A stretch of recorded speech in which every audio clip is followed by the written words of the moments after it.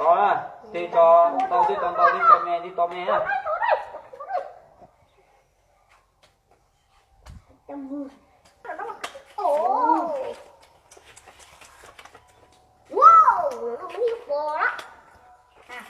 Lên đó đại vậy à?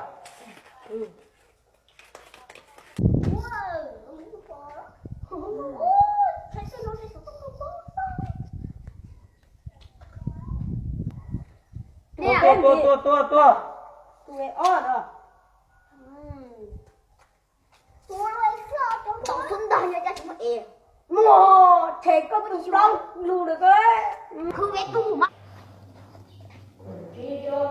Ta xin nó có bán chứ mua phải đó là Vô hả?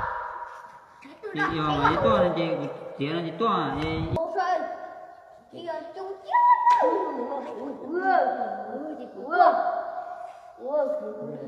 nhớ nên ba tao lời chị tua ta xin nó sư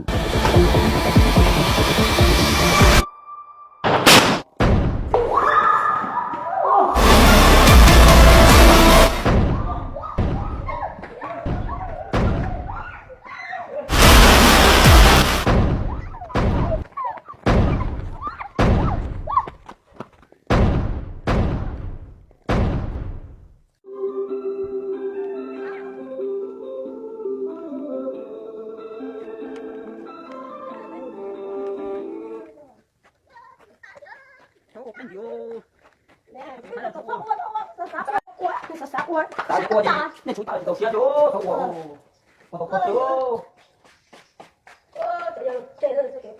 nó cái tao tua tôi, nên bán tao xía tao tua phải đi ngồi, Trong nó ua đó, có số ua này. tao tua, chú chả, có cái tao tua ngon rồi, chú tao cái bé ua mà bé nói nhầm ua, đi, cũng bắt chuột rồi, mua cái gì cũng bắt chuột, chỉ để chạy chết được, nghe thì cũng nhét tàn, nghe thì cũng tàn.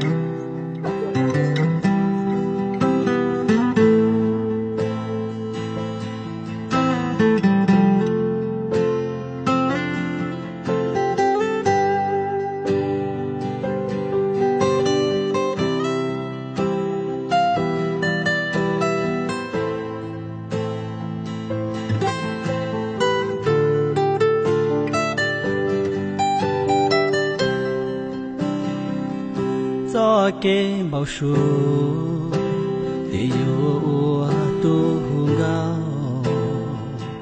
để chỉ xua chỉ ro yêu cha thì amu cho yêu lu hoa pia gió kê chia xia mua chê